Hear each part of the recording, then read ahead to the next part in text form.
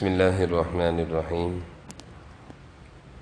ہفتہ کی اس مجلس میں حکیم الامت حضرت تھانوی رحمۃ اللہ علیہ کے ملفوظات بیان کیے جاتے ہیں اور ذکر کی مجلس بھی ہوتی ہے۔ فرمایا کہ کام کرنے سے راستہ کھلتا ہے، کام کرنے سے راستہ کھلتا ہے، اس انتظار میں نہ رہو کہ پہلے سے راستہ نظر آئے تو آگے قدم بڑھائیں گے۔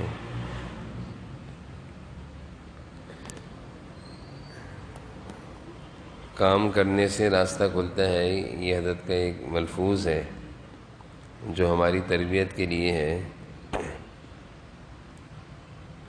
عموماً ہم لوگوں کی طبیعت میں اور مزاج میں یہ بات ہوتی ہے کہ ہم کوئی بھی کام شروع کرنے سے پہلے چاہتے ہیں کہ پہلے ہی دن ہم کامیاب ہو جائیں،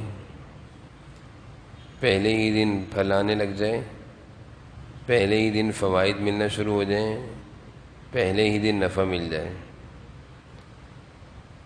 اور اس وقت تک ہم آگے نہیں بڑھتے، کوشش نہیں کرتے جب تک کہ فوائد سامنے نہ آئیں۔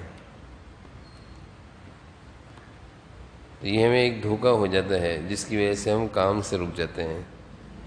حضرت فرما رہے ہیں کہ کام کرنے سے راستہ کھلتا ہے، پہلے کام کرو بعد میں راستہ کھلنا شروع ہوگا۔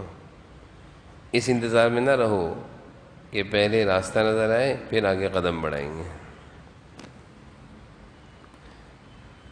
درخت ہے، ایک دن میں درخت نہیں بنتا، ایک دن میں اس درخت سے ہم پھل نہیں کھاتے، بلکہ اس درخت پر کتنی محنت ہوتی ہے کہ جو اس درخت کا محنت کرنے والا ہوتا ہے، باغ لگانے والا جو مالی ہوتا ہے، وہ درخت کی گٹلی پہلے زمین میں ڈالتا ہے، بیج لگاتا ہے، وہ بیج زمین کے اندر چلا جاتا ہے، غائب ہو جاتا ہے، لیکن وہ برابر محنت کر رہا ہوتا ہے، محنت سے نہیں رکتا، کام سے نہیں رکتا، پانی دیتا رہتا ہے۔ پھر ایک دن چھوٹا سا پودا نکلتا ہے، پھر وہ پودے کی پر بھی محنت کرتا ہے۔ اگر وہ مالی کام کرنے والا یہ سوچ لے کہ کون اتنی محنت کرے، کون اس پودے کی دیکھ بھال کرے، کون اس کو پانی دے، کون اس کو بڑا کرے، تو نتیجہ کیا نکلے گا؟ وہ پودا بھی نہیں نکلے گا، پودا ہی ختم ہو جائے گا، مرجھا جائے گا، ختم ہو جائے گا۔ لیکن وہ مالی اپنی محنت جاری رکھتا ہے، اس پودے پر بھی خوب توجہ دیتا ہے، پانی دیتا ہے، اس کو گرنے سے بچاتا ہے، اس کو دائیں بائیں سے محفوظ کرتا ہے، باڑ لگاتا ہے، کیونکہ وہ پودا بہت نازک ہوتا ہے۔ اس پر محنت کرتے کرتے، پانی چھڑکتے ڈالتے اس کو بڑا کرتا ہے۔ پھر وہ بڑا ہوتے ہوتے ایک وقت آتا ہے کہ وہ مضبوط درخت بن جاتا ہے۔ اب اس کی حفاظت کے لیے باڑ لگانے کی ضرورت نہیں ہے، کیونکہ جب وہ چھوٹا سا پودا تھا تو ایک آدمی کیا بچہ بھی اکھاڑ کے پھینک دیتا۔ جب آم کی اٹلی زمین میں ڈالی، چھوٹا سا پودا نکلا تو وہ اتنا معمولی، اتنا نازک، کمزور سا تھا کہ ایک معصوم سا بچہ بھی اکھاڑ کے پھینک دیتا۔ لیکن جب وہ درخت بن گیا محنت سے، تو اب کیا ہے کہ 10 لوگ بھی اس کو ٹکر ماریں گے، اس کو کچھ نہیں ہوگا۔ 10 آدمی بڑے بڑے مل کر بھی اس کو ٹکر ماریں، اس کو کچھ نہیں ہوگا۔ اب وہ جب درخت بن گیا تو اس درخت سے سب کو پھل مل رہا ہے، سب آم کھا رہے ہیں۔ تو اس درخت کے بننے میں اللہ تعالیٰ کا فضل شامل ہوا، لیکن اللہ تعالیٰ کا فضل کب شامل ہوا؟ جب بندے کی محنت آئی۔ کوئی بستر پہ لیٹا یہ کہتے رہے کہ تو میں تو اس وقت تک کام پہ نہیں جاؤں گا جب تک کہ پہلے مجھے تنخواہ ملائے، پہلے مجھے تنخواہ ملے گی پھر کام شروع کروں گا، تو کوئی بھی اس کو تنخواہ نہیں دے گا۔ جاب کرو گے، مہینے بھر محنت کر کے دکھاؤ گے۔ کوئی یہ کہے کہ میں دکان اس وقت تک نہیں کھولوں گا جب تک کہ مجھے دکان کا فائدہ نہ ملے، میں دکان کھولو، محنت کرو، اس پر لگاؤ، جان مارو، پھر دکان بھی فائدہ دے گی۔ تو یہ ہماری بھول ہے۔ یہ تو دنیا کی مثالیں ہیں۔ اس طرح کوئی یہ کہے کہ میں نماز پڑھوں، بس آج ہی میری نماز قبول ہو جائے اور آج ہی مجھے اللہ کی محبت نصیب ہو جائے اور آج ہی مجھے اللہ کا تعلق نصیب ہو جائے اور میں آج ہی اللہ تعالیٰ کی ساری قرب کی منزلیں طے کر جاؤں، نہیں، وقت لگتا ہے۔ مسلسل جب انسان اللہ کی عبادت میں لگا رہتا ہے تو مسلسل کسی کام کی کرنے سے اور کام کے شروع کرنے سے پھر اللہ کی مدد آتی ہے۔ بغیر کام شروع کیے اس انتظار میں رہنا کہ پہلے ہی مدد آ جائے، پہلے ہی فائدہ ملنا شروع ہو جائے، پہلے ہی پھل آنا شروع ہو جائے، تو یہ ممکن نہیں ہے۔ کوئی بچہ بستر پہ لیٹے ہوئے یہ خواب دیکھے کہ میں انجینئر بن گیا، میں ڈاکٹر بن گیا اور میں نے کلینک کھول لیا اور میں نے آفس کھول لیا اور لوگ میرے پاس آ رہے ہیں، میں لاکھوں کما رہا ہوں، اور انجینئر بننا دور کی بات ہے، ابھی وہ اسکول بھی نہیں گیا، لیٹے لیٹے بیٹھے بیٹھے سوچے سوچے ذہنوں میں یہ پلاؤ بنانا، یہ سوچنا، یہ مناظر اپنے ذہن میں لانا خام خیالی کے کہ میں یہ ہو گیا وہ ہو گیا۔ نہیں، دنیا میں جس نے بھی کوئی ترقی کری ہے، دنیا میں دینی لحاظ سے یا دنیا کے لحاظ سے جو بھی آدمی آگے بڑھا ہے اس کے پیچھے بڑی محنت ہے، اس کے پیچھے اس کے والدین کی محنت، اس کی اپنی محنت ہے، اللہ کا فضل، اللہ کی مدد، بہت عرصہ دراز لگتا ہے کسی چیز میں بھی آگے بڑھنے میں۔ اور دنیا تو ہے ہی محنت کی جگہ، دنیا میں دنیا کے لیے محنت کریں گے دنیا کمائیں گے، دنیا میں آخرت کے لیے محنت کریں گے جنت بنائیں گے۔ دنیا میں دنیا کے لیے محنت کریں گے دنیا کمائیں گے، دنیا میں آخرت کے لیے محنت کریں گے آخرت بنائیں گے۔ جو دنیا میں رہ کر یہ چاہے کہ میں لیٹا رہوں، سوتا رہوں، پڑا رہوں اور میری دنیا بن جائے، مال بن جائے، یہ کچھ بھی نہیں بنے گا۔ جو دنیا میں لیٹا رہے، سوتا رہے، دوستوں میں گھومتا رہے، بیکار اللہ کی عبادت نہ کرے اور یہ چاہے کہ میری آخرت بن جائے، میری جنت بن جائے، ایسا نہیں ہوگا۔ مزاج میں، طبیعت میں جذبہ ہونا چاہیے کام کرنے کا کہ کچھ کرنا ہے، اللہ کو راضی کرنے کے لیے کچھ کرنا ہے، اپنے بچوں کو اچھا کھلانے، اچھی تعلیم کے لیے کچھ کرنا ہے، اپنے فیوچر کو اچھا بنانے کے لیے کچھ کرنا ہے، یہ جذبہ ہونا چاہیے۔ جس کے اندر یہ جذبہ ہو، پھر اس کے ساتھ محنت ہو، اللہ کا فضل بہت جلدی آ جاتا ہے۔ اور پھر ساتھ میں خوبیاں ہو، دیانت دار ہو، سچ بولتا ہو، دھوکہ نہ دیتا ہو، خیانت نہ کرتا ہو، یہ جس شعبے میں بھی جائے گا، یہ جس جگہ بھی جائے گا، اللہ اس کو کامیاب کر دیں گے۔ تو آج ایک بہت بڑی ہمارے بالخصوص نوجوانوں میں یہ مصیبت آ پڑی ہے، سستی کاہلی کے ساتھ ساتھ ایک اور بڑی مصیبت آ پڑی ہے نوجوانوں کے دل و دماغ پر، بڑی بڑی سوچیں۔ بڑی بڑی سوچ رکھنا اچھی بات ہے، لیکن کرتے کچھ نہیں ہیں۔ محنت، جسم ایسا بیکار ہو گیا ہے کہ محنت ختم ہو گئی، محنت کرنے کا اب جسم نہیں رہا، اب جسم نا بالکل کمزور ہوتا جا رہا ہے۔ ذرا سا کسی نوجوان کو تھوڑا سا بھگاؤ تو سانس پھولنے لگ جاتی ہے، بلکہ ہم سے زیادہ، ہمارے شہری نوجوانوں سے زیادہ گاؤں دیہاتوں کے جو بوڑھے ہوتے ہیں وہ ہم سے زیادہ مضبوط ہوتے ہیں، وہ جسمانی لحاظ سے ہم سے زیادہ مضبوط ہوتے ہیں، وہ کھانا بھی ہم سے زیادہ کھاتے ہیں، ان کی غذا بھی ہم سے زیادہ اچھی ہوتی ہے، ان کی محنت بہت ہوتی ہے۔ صبح صبح نکل جاتے ہیں باغوں میں کھیتی باڑی کے لیے، پورا دن محنت کرتے کرتے شام میں آگے، وہ جسمانی لحاظ سے ہی بہت مضبوط ہوتے ہیں، ان کے عزائم بھی بہت مضبوط ہوتے ہیں۔ بڑا سا باغ ہوگا اور وہ کہیں گے بس میں ابھی پورے باغ میں پانی لگاؤں گا، اکیلے لگا دے گا، اکیلے پورے باغ میں کام کرے گا۔ یعنی ایک آدمی ہوگا اور بڑا سا باغ ہوگا، اس میں گندم لگانی ہوگی، فصل لگانی ہوگی، وہ اکیلے لگا رہا ہوگا۔ تو وہی محنت کا جذبہ اپنے اندر بھی ہم رکھیں، اپنے بچوں میں، اپنے نوجوانوں میں محنت کا مزاج بنائیں، محنت، پھرتی، حوصلہ کہ محنت کرو کامیاب ہو جاؤ گے، محنت کرو کامیاب ہو جاؤ گے۔ یہ مزاج بنانا چاہیے بچوں میں، سب میں، کہ محنت کرو کامیاب ہو گئے، اور جو محنت نہ کرے ہاتھ پہ ہاتھ رکھ کے بیٹھا رہے۔ حضرت نے کہا اس کی مثال ایسی ہے کہ بڑی سڑک ہو جس کے دو طرف درخت ہوں، ایک بڑی سڑک ہے لمبی اور دو طرف درخت ہیں، دیکھے ہوں گے اس طرح ہوتا ہے، اور یہ سڑک سیدھی جا رہی ہے، یعنی یہ راستہ سیدھا جا رہا ہے، دونوں اطراف میں درخت ہیں ایسے۔ اگر کوئی آدمی کھڑے ہو کر دیکھے گا تو کچھ دور کے بعد ایسے لگے گا، کھڑے ہو کر ہم دیکھیں گے تو ایسا لگے گا آگے درخت ملے ہوئے راستہ نہیں ہے، ایک لمبی سی سڑک ہو، لمبا سا راستہ ہو، دائیں بائیں درخت ہو، دور سے کھڑے ہو کر ہم دیکھیں گے تو ایسا لگے گا آگے جا کر یہ درخت ملے ہوئے راستہ نہیں ہے، لیکن جوں وہ آگے بڑھے گا راستہ کھلتا نظر آئے گا۔ درخت ملے ہوئے نہیں ہیں، دور سے لگ رہا ہے درخت ملے ہوئے ہیں۔ حضرت فرما رہے ہیں محنت سے پہلے تو تم مایوس ہو جاؤ گے، لیکن محنت کرتے چلے جاؤ گے آگے بڑھتے چلے جاؤ گے، محنت کرتے چلے جاؤ گے آگے بڑھتے چلے جاؤ گے۔ اس نے اپنی طبیعتوں میں، اپنے مزاج میں محنت، اور سب سے بہترین محنت کا وقت، محنت کا آغاز وہ صبح سے ہے، فجر سے۔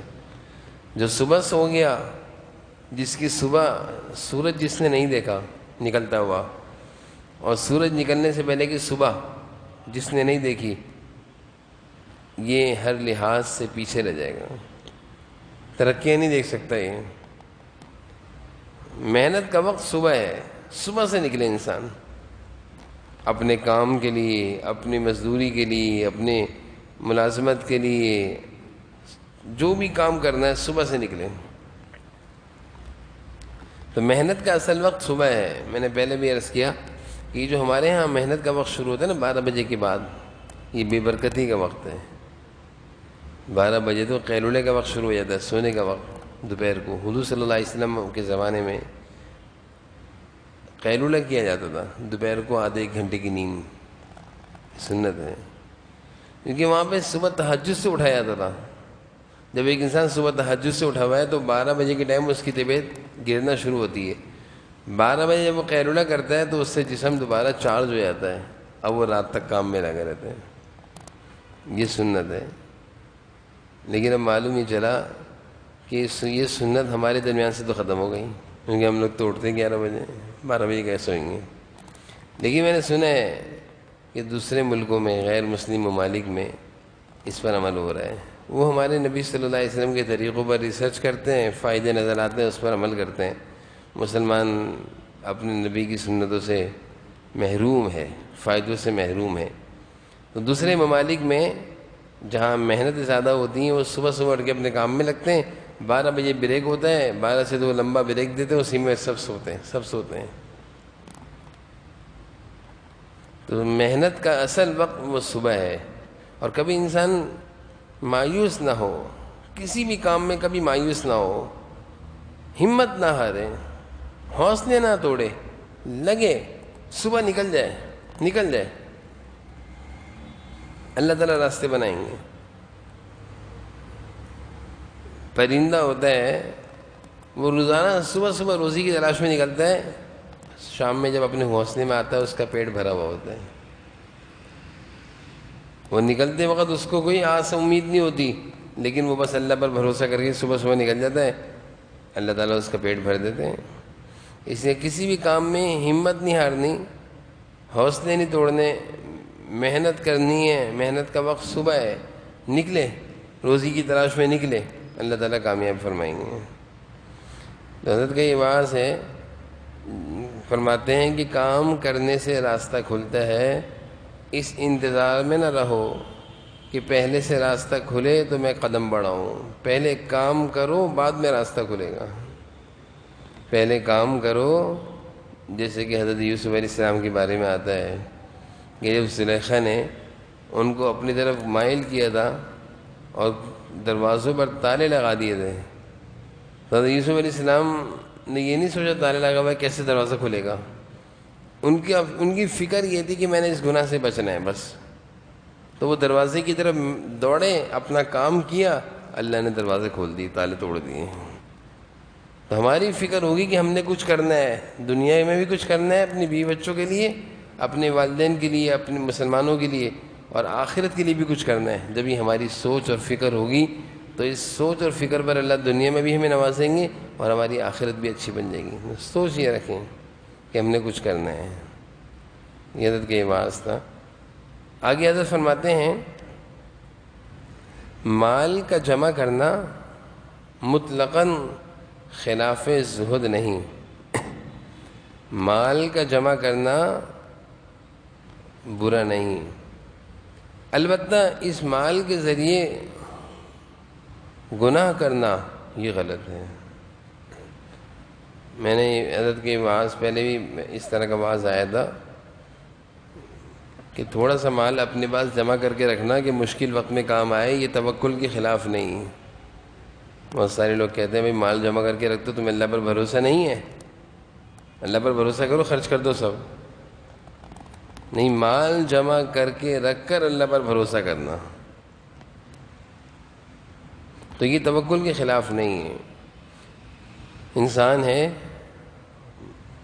کبھی کوئی بڑی ضرورت آ جاتی ہے، اس وقت کسی سے قرض لینا، کسی کے آگے ہاتھ پھیلانا کہ یار مجھے اتنے پیسے دے دو، میرے پاس نہیں ہے، یہ اس سے بہتر یہ ہے کہ پہلے سے اپنے پاس کچھ جمع پونجی رکھیں.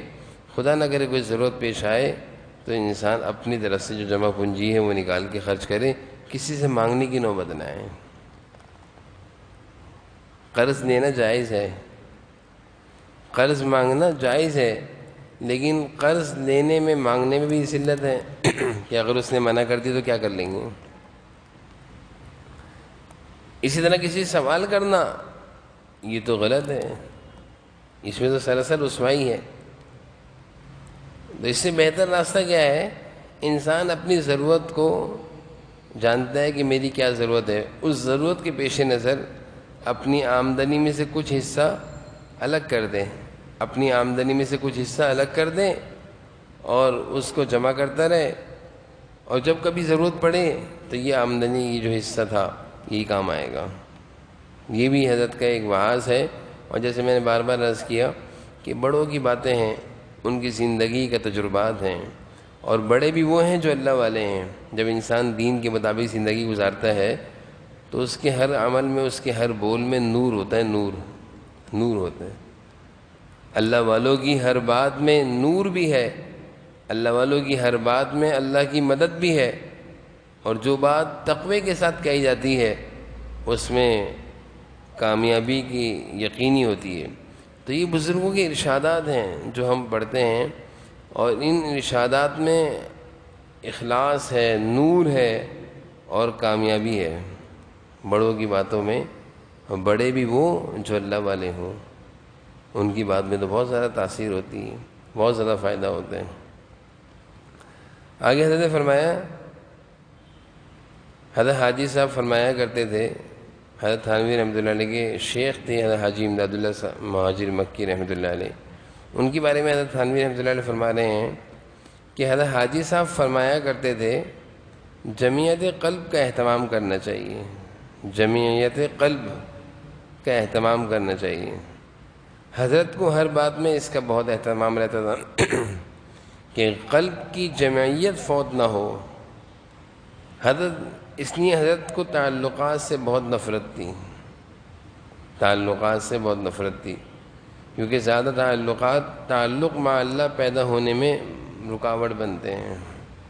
یہ واعظ بڑا قیمتی ہے، تھوڑا سمجھنے کا ہے. جمعیت قلب کہتے ہیں دل کا یکسو ہونا، دل کا یکسو ہونا، دل کا اطمینان ہو، دل کے اندر اطمینان ہونا، سکون ہونا. اور اطمینان اور سکون اسی آدمی کے دل کو ملتا ہے جس کے تعلقات، روابط، مصروفیات محدود ہوں، جس کے بہت سارے دوست، تعلقات، روابط، ملاقاتیں، دوستیاں، یاریاں ادھر ادھر. ایسے آدمی کو کبھی سکون نہیں ملتا، اور ایسے آدمی کے لیے تعلق مع اللہ، اللہ کی محبت حاصل کرنا بھی مشکل ہوتا ہے. کام جن سے واسطہ ہے ضرورت کی بات کریں، باقی اپنا کام کریں۔ اللہ والوں کی زندگی تو ایسے ہی تھی کہ بات کری ضرورت کی، اپنے کام میں لگو۔ بیکار بیٹھے میں 2 گھنٹے کسی کے ساتھ، وہ بھی بیٹھ گیا، کبھی اس کے پاس جا رہے ہیں، کبھی اس کے پاس جا رہے ہیں، کبھی اس کے پاس جا رہے ہیں، تو اس سے انسان کے دل میں کبھی بھی یکسوئی نہیں آئے گی، ہر وقت وہ پریشان رہے گا، ذہن ایک طرف نہیں رہے گا، دل دماغ۔ پڑھنے والے بچے ہوتے ہیں، پڑھنے والے بچوں میں وہی بچہ کامیاب ہوتا ہے، پڑھائی میں تعلیم میں وہی بچہ زیادہ کامیاب ہوتا ہے جو دوستیاں کم لگاتا ہے، اور جس بچے کی دوستیاں زیادہ ہوتی ہیں تو وہ پڑھائی کی طرف اس کی توجہ کم ہو جاتی ہے، پڑھائی کی طرف اس کی توجہ کم ہو جاتی ہے، نتیجہ کیا نکلتا ہے؟ تو وہ فیل ہوتا ہے۔ اسی طرح جس بندے کی دوستیاں تعلقات زیادہ ہوں گے، اس کا اللہ تعالیٰ سے تعلق کمزور ہوگا، اور جس کی تعلقات ضرورت کے ہوں گے، ضرورت کے تعلقات، جو ضرورت ہے بس ان سے رابطہ، تو اس کا اللہ سے تعلق مضبوط ہوگا اور آسان ہوگا، اللہ تعالیٰ سے تعلق مضبوط ہوگا اور آسان ہوگا۔ تو اس نے حضرت اکابرین بلکہ تمام بزرگوں میں یہ بات بہت زیادہ تھی کہ اپنے آپ کو یکسو کرو، اپنے آپ کو زیادہ مت الجھاؤ، بیکار اور فضول کاموں میں اپنے آپ کو مت لگاؤ، کام کی چیزوں میں اپنے آپ کو مصروف کرو، جب مصروفیت کام پورا ہو جائے اللہ کی عبادت میں لگ جاؤ۔ جیسے اپنا کام پورا کر لیا، فرصت مل گئی، چلو بھائی ذکر کرو، اللہ کی عبادت کرو، جب کام ہو رہا ہے پوری توجہ سے کام میں لگے رہو، کام سے فرصت مل گئی اللہ کی عبادت میں، تلاوت میں، ذکر میں لگ جاؤ۔ لیکن یہ اسی صورت میں ہوگا جب ہمارے تعلقات، مصروفیات ضرورت کی ہوں، بلا ضرورت بے ضرورت گھومنا پھرنا یہ بھی اچھی عادت نہیں ہے۔ طبیعت میں نا پھر یہ چیز شامل ہو جاتی ہے، جیسے جن لوگوں کو عادت ہوتی ہے دوستوں کے ساتھ مل کر روزانہ کہیں کھانا کھانے جانا ہے، گھر والوں کو اٹھا کر روزانہ آؤٹنگ کے لیے جانا ہے، روزانہ باہر سے جا کر کچھ کھانا ہے، تو یہ رفتہ رفتہ یہ چیز نا طبیعت کا حصہ بن جاتی ہے۔ پھر روزانہ پھر کیا ہوگا، اس گھر کے بڑے سے لے کر چھوٹے تک سب کی عادت خراب ہو جائے گی۔ جب گاڑی رات ہوگی، چھوٹا بچہ بھی کہے گا چلیں، اب ایک بیکار کا مشغلہ لگ گیا ہے، اب یہ روزانہ کا ایک بیکار مشغلہ لگ گیا کہ روزانہ نکلنا ہے بس، اور ہزاروں روپے خرچ کر کے آنے ہیں۔ کبھی کبھار انسان چلا جائے، روزانہ کا ایک کام لگ گیا ہے، یہ چیزیں یکسوئی سے رکاوٹ بنتی ہیں، انسان کے اندر کبھی سکون نہیں آئے گا۔ سکون خود لاتا ہے انسان، ضرورت کے کام کرے اور اپنے آپ کو محدود رکھے، مصروفیات کو محدود کرے، تعلقات کو محدود کرے، تو اللہ تعالیٰ کا تعلق پیدا کرنا آسان ہو جاتا ہے۔ تو یہ بھی حضرت کا بڑا قیمتی وعظ ہے کہ اپنی مصروفیات جو ضروری ہیں اس میں مصروف رہنا چاہیے، بلا ضرورت گھومنا پھرنا، تعلقات بنانا، اپنے اوقات کو ضائع کرنا، اس سے انسان اللہ تعالیٰ سے تعلق نہیں جوڑ سکتا، بلکہ اللہ تعالیٰ کے تعلق میں یہ چیز رکاوٹ بن جاتی ہے۔ اللہ تعالیٰ ہمیں حضرت کے ان ارشادات پر عمل کرنے کی توفیق نصیب فرمائے۔ ذکر کی مجلس ہوگی۔ قال النبی صلی اللہ علیہ وسلم